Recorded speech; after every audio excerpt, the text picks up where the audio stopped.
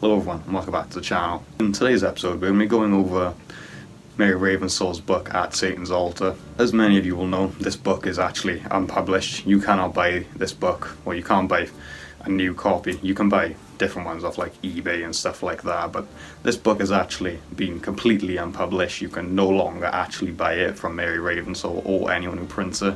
I wanted to make this video mostly to try to preserve some of this book. I can't repeat like full portions of the prayers or anything, because something I didn't realise, Ravenssaw actually has full she has full copyright over any of these prayers. If you repeat any of these, you can actually open yourself up for like a serious lawsuit, or on YouTube a DMCA strike. So I'm going to be avoiding doing that and mostly just giving my opinions and summarizing things down so you guys actually have some frame of reference of what I'm talking about. I thought we'd go over this book just to try to preserve some of it, because very clearly Mary Ravenssaw doesn't give a fuck about her previous works. She's condemned all of them and actually told people to get rid of her books. So in today's episode, that's what we're going to be doing. If you like what I do here, drop a like, drop a sub, all that good shit, and let's get into it. But as always, before that, I've got Patreon set for this channel. So if you like what I do here and you want to support me, make this a little more financially viable, go down to the description, get yourself a Patreon membership. The lowest is a £5, the highest is 15, I believe. But yeah, you get all sorts of perks. You get early access, you get a shout out at the end of every video. And yeah, if you like what I do here, go down and get yourself a Patreon membership. But with all that out of the way, let's get into it.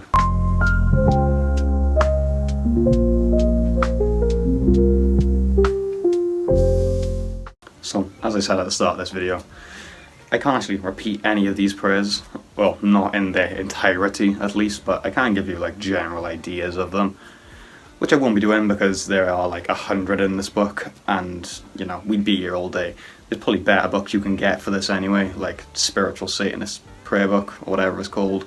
There are quite a few books that do this as well, but you know, there's no need for me to go through and repeat every single prayer or summarize it for you, because you know, you can easily find these somewhere else if you really wanted to. But the first 100 or so pages are just chants and hymns and prayers and all that lovely jazz.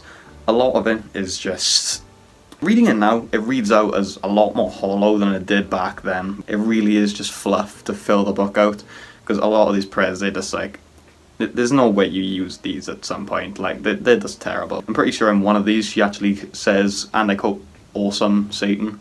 But yeah, I'm not repeating any of these prayers. I'm not bothering to go over every single one of them, because again, there's better books you can buy. There's no need for me to do that in this video. So to start this video, we're going to be starting with the section called Spiritual Practices and Rituals. It's hard to read it backwards sometimes. Apologies everyone. But in this section she goes through things like offerings, like the Satanic altar, things you can offer, things like that. It's all pretty trivial stuff, but once again, I thought I'd go over it just to preserve some of this work. First part of this section, she talks about the Satanic altar. For the little preface bit of this, and I'm not showing you it because I'm not opening myself up for a fucking lawsuit. The first bit of this, she says that setting up and maintaining the altar is a part of our spiritual practice. The devotee of Satan should spend time with their altar. They should put time into cleaning it, because again, cleaning your altar and maintaining it is a part of the spiritual practice. If you aren't maintaining your altar, you clearly don't have too much respect for Satan. Something I don't really agree with in this section is she says that things need to be bought for the express purpose of being put on the altar, which I don't really agree with. I think if you have something and it can be used for worship, then you can use it. Things don't have to be specifically bought for that. I view the things being consecrated before being used in ritual, that makes sense to me, but things being bought specifically for ritual, I haven't heard of that in any other Satanic book. I actually kind of forgot that was in this. Moving on from the preface, she goes over different types of altar equipment. The first one she mentions is the altar table. As you can imagine, the altar table part isn't exactly the most fleshed out, because that's probably the simplest bit of it. You just find a space to put it. It needs to be used for not anything else. It needs to be somewhere with relatively low traffic if you share somewhere to live. The more space you have, the better, really. Well, it depends what you really want to do, but Ideally, the more space you have, the better it is, because you want to have as much space as you possibly can for ritual, really. The next one is the altar cloth. And this one, she says it should be completely black and devoid of any designs, but the devotee can draw symbols on the sides of it as like an act of devotion. Again, I haven't heard of this before. I forgot so much that's been in this book, but I have never heard of people drawing designs on their altar cloth, or it having to be completely black. I'm not sure where this even comes from, but if someone can give me some information in the comments, that'd be really nice, because I'm not too sure where this comes from. And a full day later, I'm back to finish the video. Only the highest production quality on this channel. Only the highest to everyone. You need to remember that. But my terrible attention span aside, the next part of this book is image or statue of Satan, which is pretty self-explanatory. Just acts as the focal point of the altar, something to focus your energy on. Again, it's not exactly fleshed out because it's quite simple. And moving on from that, the next bit is devotional book.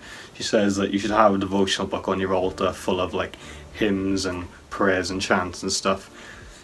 Reading this now, it kind of reads as she wanted people to put this book on their altars, because, like, you know, this book is quite literally a book titled Prayers, Hymns and Chants to Satan, and this book is specifically asking for people to put a book which has hymns, prayers and chants to Satan.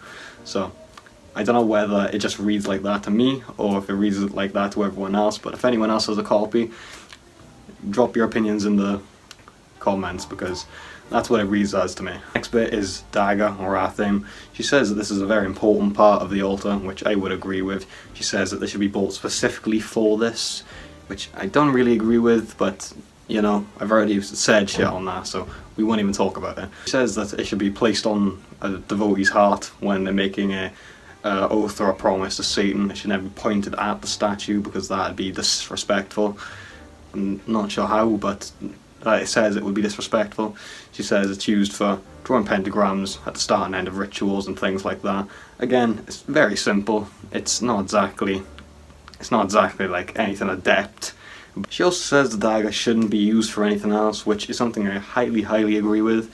I think if you have this dagger and you've consecrated it specifically for devotional worship, you shouldn't be cutting things with it. You shouldn't be drawing blood with it or anything else. It should be used specifically for that, for casting a pentagram or ZD or whatever else Satanists like to cast before their ritual. But yeah, that is the one bit I would actually agree with in this bit. I've never heard of people putting a knife to their heart to make an oath to Satan. The next bit is chalice, and the chalice is obviously used for offering any liquids like alcohol or wine or whatever. He says that it can either have no designs on it or it can have a design on it. It doesn't really matter, but she does say that it can't be golden because of its association with Catholic Mass. I don't know what difference that would make, because, you know, Catholic Mass shouldn't really make too much of a difference to us, or, you know, we shouldn't really give a fuck. Next bit is candles. She says that the primary colour should be black, well, quite obviously, and that you can use blue and red for Satan or Lucifer, respectively. She says that you can't use white candles because it draws in like bad energy, and it's associated with white light religions. I can see where she's coming from with this, because I've met many Satanists who also hold this belief, but personally, I don't really think so, you know. It doesn't really matter what colour you use. I'm not too sure. Again, you guys leave your opinions in the comments, but I've used white candles before. I don't anymore, obviously, because, you know, I quite like my black candles. I've never really gotten the association with white light religions. Yes, Christians and non-Muslims, Jews and stuff like that, they use white candles, but again, I don't really think that should make too much difference in our practice. We're a completely separate belief system. But yeah, moving on. The next bit is incense. She says you can use a variety of incense for different things, but you shouldn't use any incense that's specifically associated with Christianity, like frankincense or something like that. She lists a few that you can use, dragon's blood being the one I specifically use. Next bit is a bell, which I have seen many Satanists use. I think this actually comes from an earlier pagan belief where they believed if you hit a bell before, it would get the attention of the gods. You have to take that with a grain of salt, because I'm not sure how true that actually is. But she says you shouldn't use a bell which was used for mundane things like a school bell or I don't fucking know, like one of them little servant bell things. You shouldn't use something like that. Use like a gong or like a bell that actually looks cool, like, you know, something with a nice sound to it. But yeah, I don't use a bell in my personal practice, but I know a lot of people who do. This is a fairly normal thing. The next bit she says, which even caught me off guard when I first bought this book, was a treasure box. She says this should be placed in front of the statue of Satan, and it should contain things like nail clippings and hair, like personal offerings, and things like promises to Satan which have been written out. I haven't seen this in any other book. Well, to my knowledge, this is the only book that says you actually need this. I have never ever heard of anyone else doing this. I've never even seen anyone do this in their personal practice. But once again, if you guys have any objections to that, let me know in the comments, because I could be wrong. I don't get everything right. The next bit is an offering bowl, which is primarily used for like food and stuff. She says that it should be made out of something like stainless steel or something like that. Maybe something with some colour if you want to spice it up a bit. But again, pretty self-explanatory.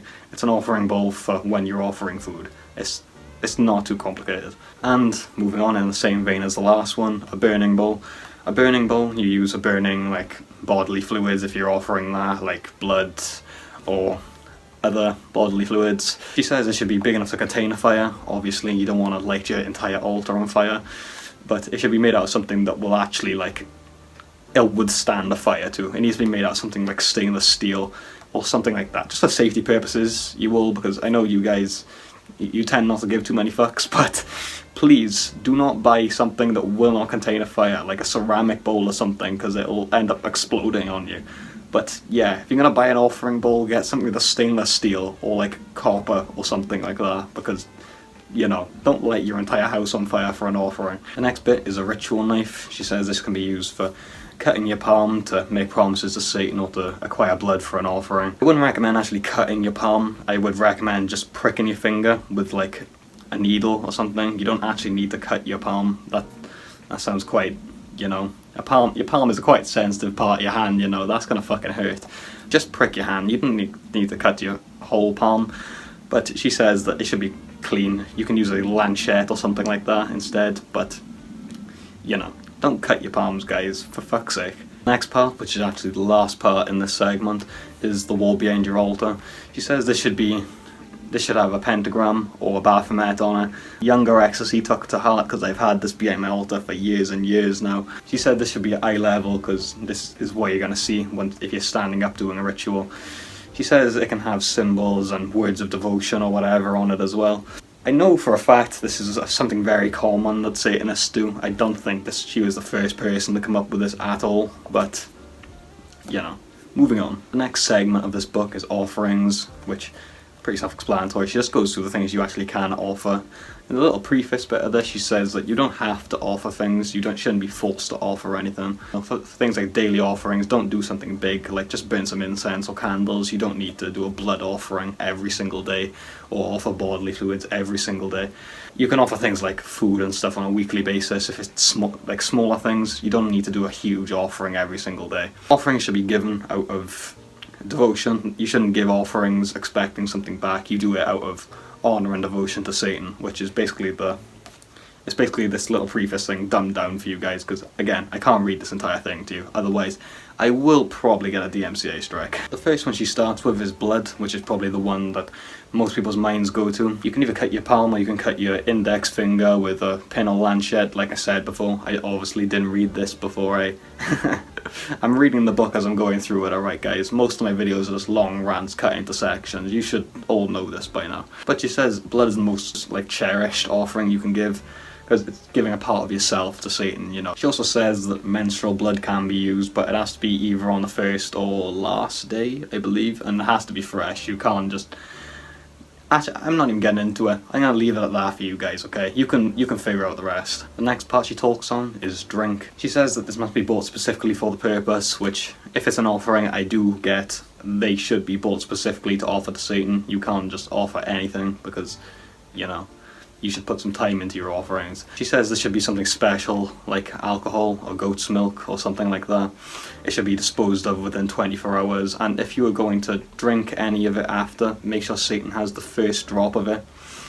And yeah, that's basically all she says in this segment. Again, pretty self-explanatory. Next bit is candles. She says that it needs to be burnt specifically for this purpose, and you should do like a prayer or something to let Satan know that it is for this purpose. You shouldn't burn it all in once. You should burn it up like every time you go to the altar for a few minutes or something like that. She says you can carve things on it, you can do all sorts of stuff. Again, self-explanatory. You can offer candles if you really want to. Next, she talks about hair. She says hair is a very powerful offering, and if you offer it, you should expect to feel Satan's presence for the rest of that day. I think that's the word she used. I might be wrong on that. She says that it's a very powerful offering. It should be placed within the offering treasure box. I forgot she has a different way of doing things. It should be placed in the treasure box and obviously disposed of within 24 hours, as most offerings should be. Next, she talks about flowers. You can offer flowers to Satan. Make sure it feels right, because obviously there's no specific flowers you can offer to Satan. Just pick one that feels right. Dark colours usually work the best. Make sure they don't wither away on your altar, because obviously that draws in bugs and you're going to have petals all over it. She says that you should get a vase that can be kept on it, and it should be cleaned after every use. So, very trivial stuff for you all. Next, she talks about giving nail clippings as offerings. She says that these should be cut specifically for the purpose, because if you do it after just cutting your nails, it's going to be considered as just leftovers from your regular hygienic routine, which, you know, that can come off as quite disrespectful. But yeah, she says they should be placed in the treasure box after your devotional. Again, very trivial stuff. It's not exactly complicated. Next, she talks about food. She says this should either be prepared specifically for this purpose, or Satan should get the first cut of meat if that is what you're offering. But yeah, she says within 24 hours it should be disposed of outside of your home and all that lovely stuff. With this segment, I haven't actually heard of people disposing the food after. It's usually eaten, because that's the way you actually get energy from food to offer it to Satan. But yeah, if you want to waste food by disposing it outside of your house, you're free to do that, I suppose, but I'd rather just eat it. Next, she talks about offering tears. She says that these should be gained from listening to devotional music or from thinking about Satan. I don't think you should be crying enough to this might sound really sad, but I don't think you should be crying enough to where you can offer tears. But if you're crying enough after thinking about Satan, I suppose, yeah. She says that you can take it with your finger, put it on parchment paper and set a light in your burning bowl. But like I said, I don't think you should be crying after you think about Satan, like really, but you know, to each their own, I suppose. Next, she talks about semen or vaginal fluid, and I'm just going to skip over this segment. If you really want to know about it, search up lust rituals and you will learn. Next is incense.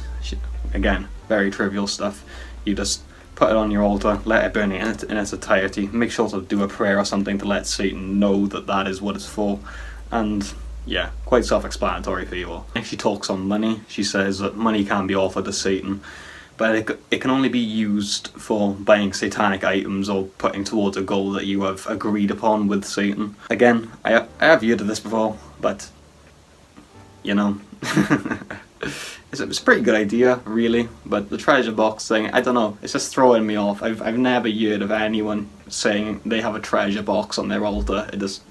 I don't know, that's just tickled me, it has. In the next bit, she talks about satanic anointing, which in her head is like, you've been chosen to worship Satan, essentially. Satan has come out to you in your childhood, and you have been chosen specifically to worship Satan. I have viewed this before. Again, I don't think it's a real, I don't think it's a thing. I don't think Satan chooses people to worship him. I think people become Satanists, if anything. I don't think people are born Satanists. These people are they're going to be very drawn to Satan in every aspect. They're quite literally chosen to worship him. So at the end of the segment, she also shows a way you can anoint yourself in the name of Satan.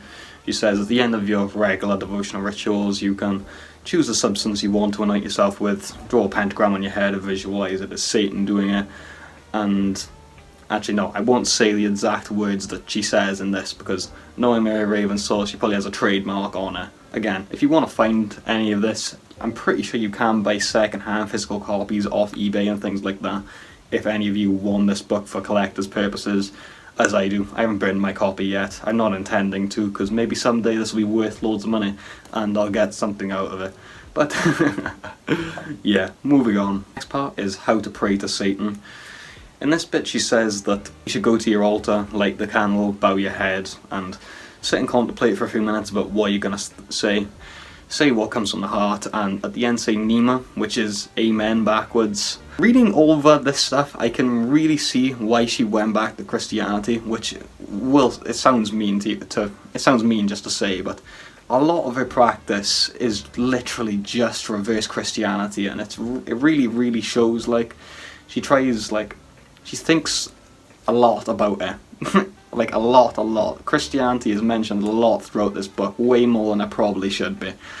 But yeah, I can really see why she turned back to Christianity. She clearly held on to that stuff for a very long time. Reading back over this stuff, I don't think she fully let go of any of that.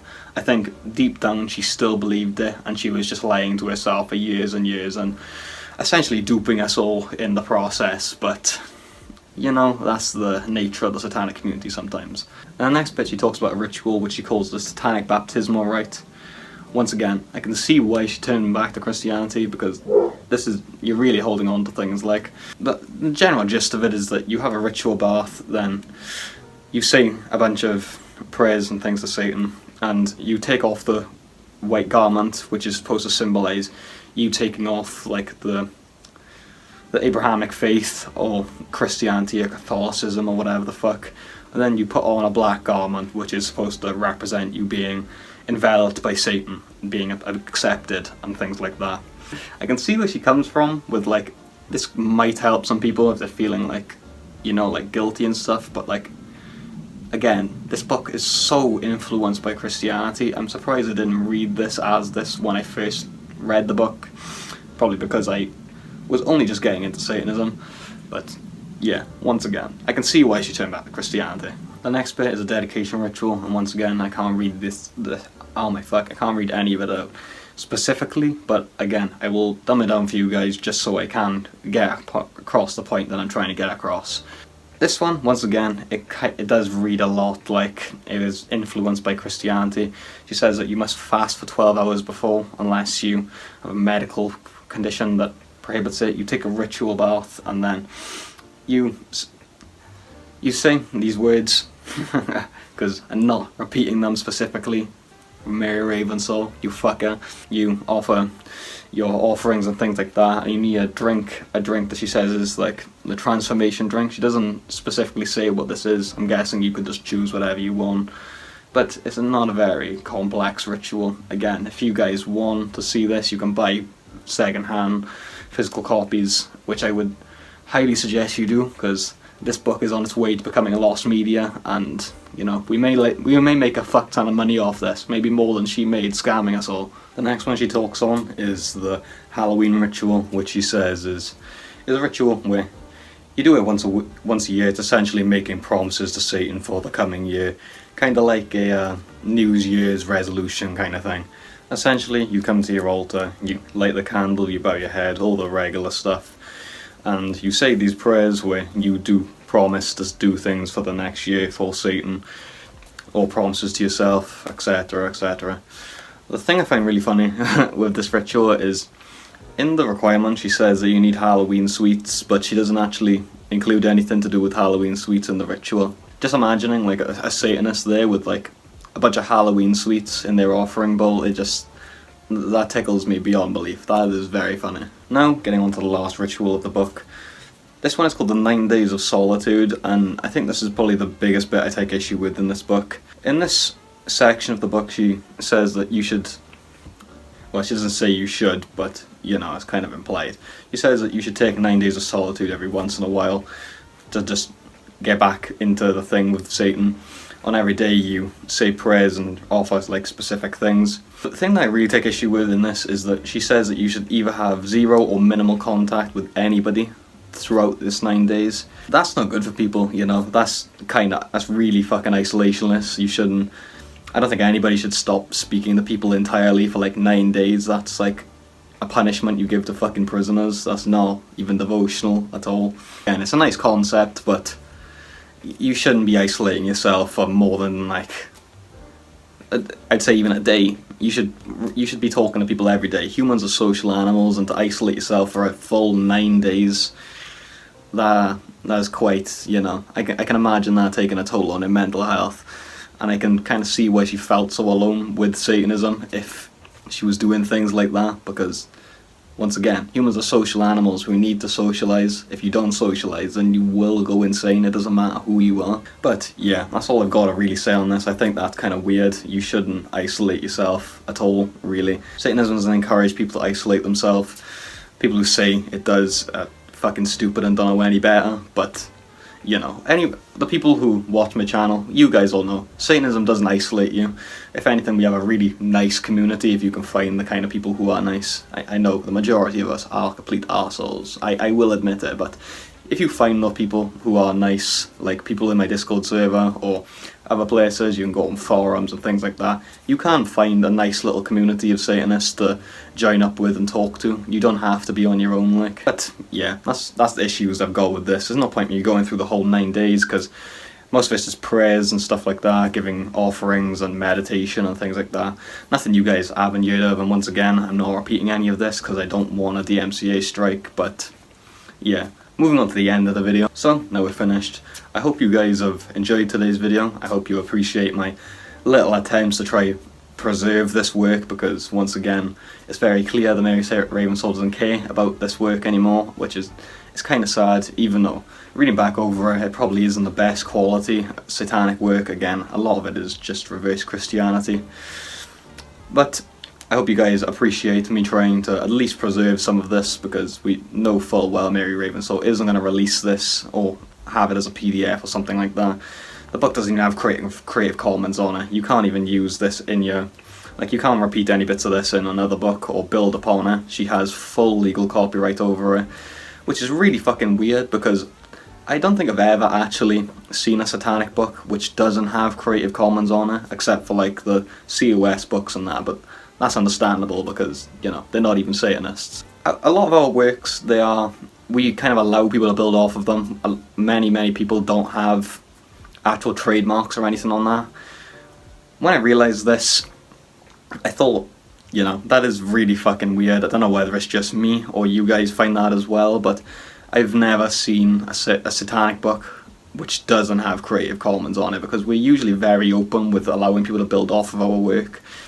But, you know, that's my thoughts on it at least. If you guys like today's video and want to see me review more books, drop some books in the comments, go down to the description, see if you can guys have a Patreon membership, because that makes things a hell of a lot easier for me. And yeah, if you like today's video, drop a like, drop a sub, drop a comment, all that lovely shit, and hail Satan. I'll see you all in the next one.